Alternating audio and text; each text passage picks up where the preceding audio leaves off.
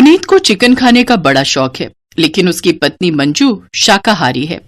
शादी से पहले मंजू ने पुनीत को बता दिया था, देखिए मैं शुद्ध शाकाहारी हूँ, मैं मांस मछली नहीं खाती। अरे कोई बात नहीं, मेरे लिए तो बना सकती हो ना। मैंने कभी बनाई नहीं है, लेकिन मैं कोशिश करूंगी। लेकिन सुहागरात के अगले दिन पुनीत की माँ का देहांत हो गया था। माँ की वजह से इस नल्ले पुनीत को पाल रहा था, अब इसे घर से निकालने का वक्त आ गया है। सही कहा, काम वाम कुछ आता तो है नहीं इसे, फालतू में पैसे लेता है बस। पुनीत और उसका बड़ा भाई रोहित एक साथ एक छोटा सा होटल चलाते थे। पुनीत को हिसाब किताब अच्छे से आता नहीं था। रोहित उससे हर एक छोटा बड़ा काम करवाता था और खुद बस बैठकर हिसाब किताब करता था। वो अपने भाई को हिस्सेदारी से निकालना चाहता था, लेकिन उनकी माँ की वजह से ये हो नहीं पा रहा था। लेकिन अब माँ नहीं रही। पुनीत चल अपना सामान ले और निकल जा इस घर से। निकल जाऊं? लेकिन कहाँ जाऊंगा भैया?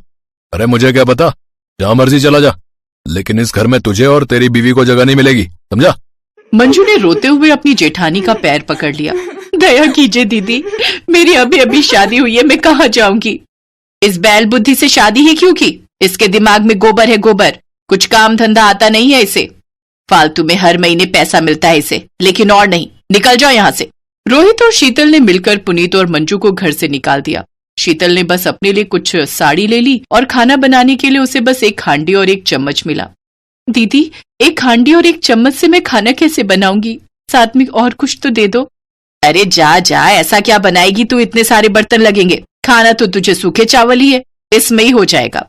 एक हांडी में क्या क्या बन सकता है ये शायद शीतल को पता होता, तब शायद वो हांडी भी ना देती।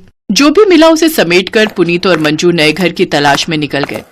मंजू माफ कर दो मुझे, मेरी वजह से शादी के बाद ही तुझे ये सब सहना पड़ रहा है। इसमें आपकी क्या गलती है जी? आपको कैसे पता होता कि आपका बड़ा भाई और भाभी ये सब करने वाले हैं? असल में बचपन से ही मैं बाल बुद्धि हूँ, मैं पढ़ाई लिखाई में अच्छा नहीं था। भैया हमेशा मुझे डांटते थे, सिर्फ माँ मुझसे प्यार करती थी। माँ की वजह से ही सब कुछ सही चल रहा था। कोई बात नहीं जी, अब मैं आ गई हूँ ना, अब सब कुछ ठीक हो जाएगा। कैसे ठीक होगा मंजू? न मेरे पास पैसे हैं और ना ही घर, हम कहाँ रहेंगे? क्यों, फुटपाथ पर कितने सारे लोग रहते हैं, हम भी रहेंगे। और पैसा कहाँ से आएगा? अभी हम भीख मांगेंगे, बाद में देखा जाएगा। मंजू ने फुटपाथ पर लकड़ी और अपनी साड़ियों से एक तंबू जैसा बना लिया और उसी के अंदर दोनों रहने लगे। अगले दिन सुबह पति पत्नी भीख मांगने लगे। भगवान के नाम पे कुछ दे दो, भगवान तुम्हारा भला करेगा। हम बहुत गरीब हैं साहब, पैसे दे दो साहब। लेकिन दोनों जवान पति पत्नी को देखकर लोग बोलने लगे, ये देखो देखो इन्हें, इनको बस मुफ्त का खाना चाहिए, हाथ पैर सब कुछ ठीक ठाक चल रहा है। अरे भाई कोई काम क्यों नहीं करता तो है? हमें काम कौन देगा साहब, आप देंगे? नहीं नहीं, मेरे पास काम नहीं है, लेकिन काम तो कहीं भी मिल जाएगा। बोलने के लिए तो बहुत कुछ बोला जा सकता है, लेकिन असली वक्त पर सभी कट लेते हैं। वो आदमी भी वहां से चला गया। लेकिन मंजू और पुनीत को अपना पेट भरना था। पास ही में बंटी नाम का 15 साल का लड़का भीख मांगता था। उससे मंजू और पुनीत की दोस्ती हो गई। बंटी कभी पाव तो कभी रोटी लाकर मंजू और पुनीत को खिलाने लगा।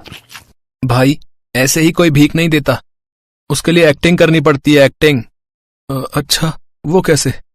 कभी लंगड़ा होने की एक्टिंग करो तो कभी अंधे होने की, मैं तो यही करता हूँ। पुनीत को यह आइडिया अच्छा लगा। अगले दिन पुनीत बंटी के साथ अंधा बनकर भीख मांगने गया और आज उसे पूरे 400 रुपए भीख में मिले। मंजू खुश हो गई। अरे बंटी, तुझ में तो बहुत अकल है, तेरी वजह से आज हमें इतना पैसा मिला। बोल तुझे क्या खाना है? मैंने बहुत दिनों से चिकन नहीं खाया। हाँ, मैंने भी बहुत दिनों से चिकन नहीं खाया, मैं चिकन लाता हूँ।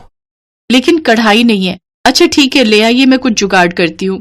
पुनीत 1 किलो चिकन ले आया और मंजू लकड़ियों के चूल्हे पर हांडी चढ़ा देती है और उसने उसमें चिकन डाल दिया।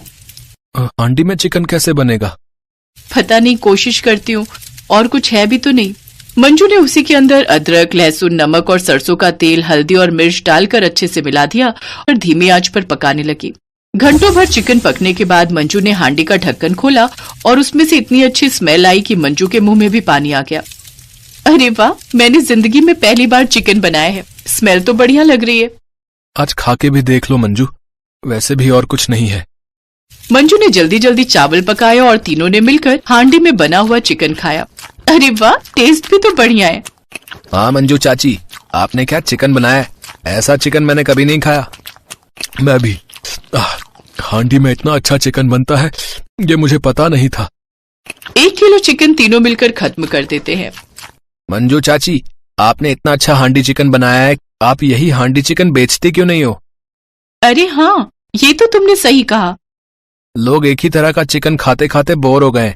लोगों को ये हांडी चिकन बहुत पसंद आएगा, लेकिन उसके लिए भी तो पैसों की जरूरत है। बड़ी हांडी चाहिए, चूल्हे के लिए लकड़ी चाहिए, बर्तन चाहिए, कम से कम 10,000 रुपए की जरूरत है। कहां से आएगा पैसा? मैं दूंगा ना, भीख मांग मांग कर बिजनेस करने के लिए कुछ पैसे इकट्ठे किए हैं मैंने, इसी व्यापार में लगा देता हूं पैसा। आप मुझे पार्टनर बना लेना। अगले ही दिन से मंजू ने हांडी चिकन बनाना शुरू कर दिया। हांडी चिकन की स्मेल से ही लोग आने लगे। मंजू फुटपाथ पर बैठकर हांडी चिकन बनाने लगी।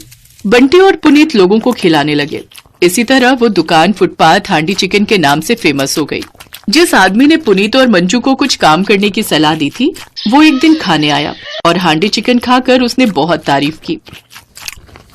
अरे वाह, तुम लोगों ने तो कमाल कर दिया भाई, है? बहुत स्वादिष्ट चिकन था ये। वाह। इसी तरह 1 साल के अंदर उन लोगों ने दुकान खड़ा कर दी। बंटी उन दोनों के साथ ही रहने लगा। उधर रोहित के होटल में धंधा बंद होने की कगार पर आ गया, क्योंकि पुनीत ही सारा काम संभालता था। सभी कस्टमर के साथ अच्छा बर्ताव करके उन्हें खुश रखता था, लेकिन रोहित वो नहीं कर पाया और होटल बंद हो गया। और 1 साल बाद पुनीत ने उस होटल को भी खरीद लिया और इसी तरह हांडी चिकन बेचकर पुनीत, मंजू और बंटी अमीर हो गए और खुशी खुशी जीवन बिताने लगे।